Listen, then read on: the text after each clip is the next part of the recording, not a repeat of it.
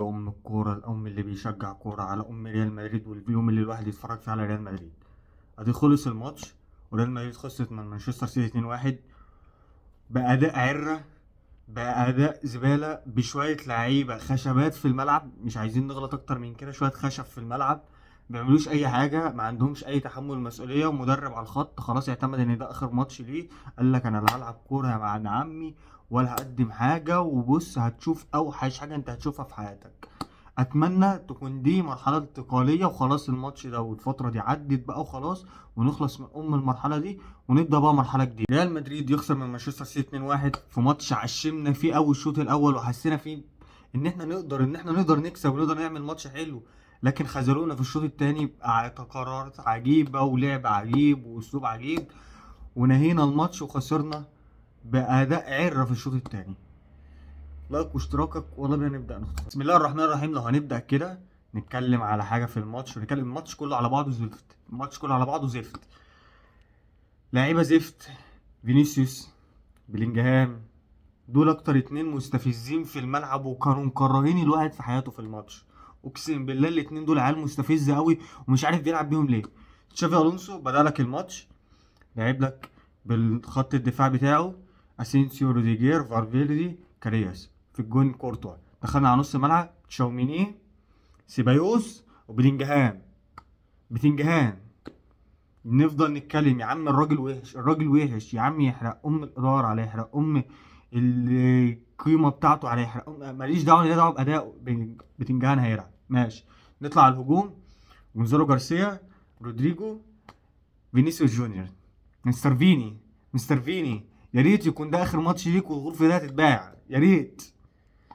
جونزالو جارسيا، انت بتلعب ليه بجونزالو جارسيا؟ بتلعب ليه بجونزالو جارسيا؟ انت واد دفنه، واد دفنه طول الموسم، جاي تلعبه قدام مانشستر سيتي وبتحطه في وش المدفع. انت يا شافي الونسو، انت خلاص هبت منك، خلاص قلت والله العظيم لا هطلعها وتربعها على الكل واللي يحصل يحصل، هو اخر ماتش ليه، انا زهقت من الفرقه ومن اللعيبه. ايه يا بابا؟ تعمل ايه؟ بدأنا الشوط الاول. مش هقول لك ان انت كنت وحش، انت الشوط الاول كنت عاجبني، حتى لما طلعت خسران 2-1 قلت انك تقدر. دلوقتي الشوط الاول السيتي بتلعب عليه ضغط عالي، وانت بتلعب على السيتي ضغط عالي في نفس الوقت. هوب هوب. انا قلت ريال مدريد لو ما جابتش جون في اول ربع ساعه، السيتي هي اللي هتكسب الماتش، والسيتي هي اللي هتكسبك وتعمل عليك ماتش. لعبنا، عدى اول ربع ساعه، عدى اول 25 دقيقه، جبت الجون، خلاص كانت لعيبه السيتي امتصت منك الحماس بتاعك كله، وامتصت منك الشحنه اللي انت فيها والفاموس والكلام ده كله، امتصوا. اللعيبه وقفت على رجليهم وركزت. وده الفرق بقى بين اللعيبه اللي معاهم مدرب عارف يوقفهم على رجليهم ويظبطهم، ولعيبه بتلعب بدماغها. لعيبه جايه الماتش انا بص انا هلعب بدماغي، ده اللي ليك عندي، مش عاجبك غرفه 60 داهيه، زي ما احنا شفنا في اخر ربع ساعه في الماتش كده.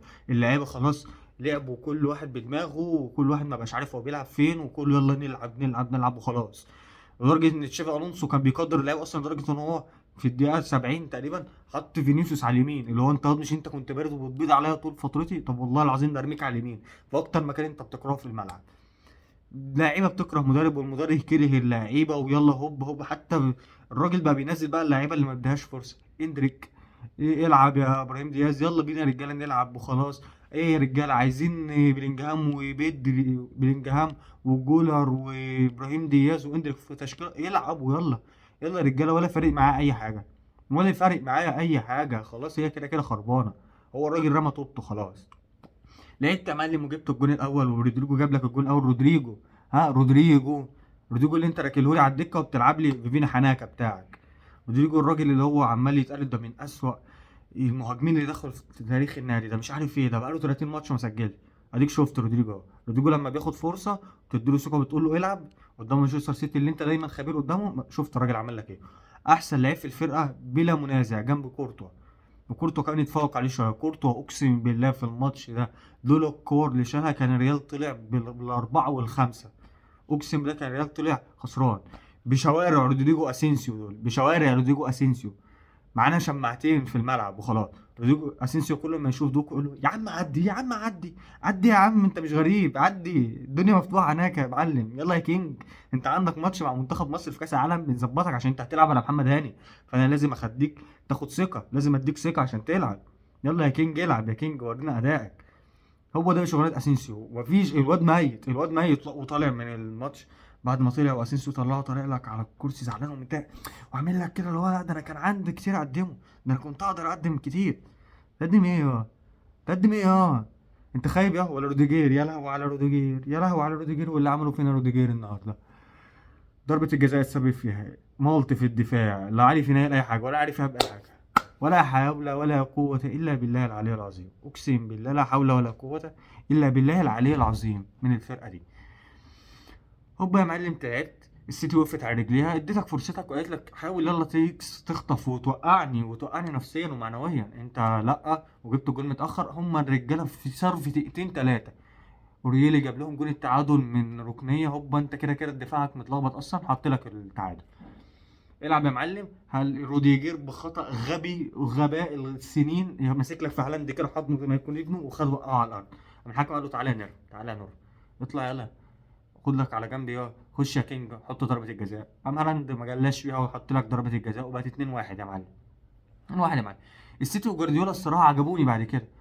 دخلوا لك الشوط الاول الثاني، الراجل قام قال لك ايه بص يا معلم انت كده كده انا فاهم اللي فيها وعلى ملعبك وانت عايز تبان ان انت يعني مش وحش ولا حاجه، طب خد الكرة، احلى كوره يا معلم، خد الكوره اعمل اللي انت عايزه فيها وريني اخرك هتعمله ايه في الكوره دي.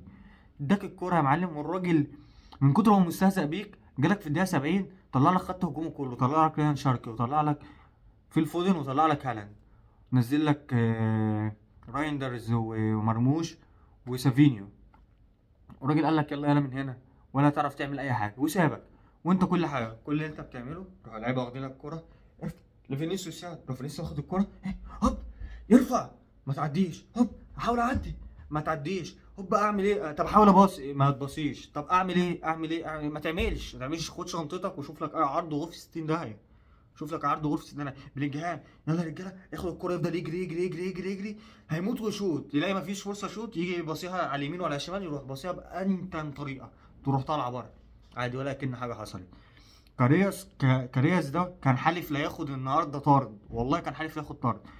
الجبهه بتاعته كلها شوارع وكل ما يجي حد يدخل عليه يروح مديله ضربه، الحكم عدها له مره واتنين، جالك في سافينيو عدى منه الراجل رايح خلاص شبه انفراد قام مشنكله، قام الحكم قال له خد انذار. بعدها مفيش بدقيقه ولا بدقيقتين نفس الكوره سافينيو عدى منه تاني كان هيشنكله لولا اقسم بالله ان سافينيو ما وقعش كان هياخد فيها طرد، كان هياخد انذار تاني وطرد ويطلع بره. العيال مفيش.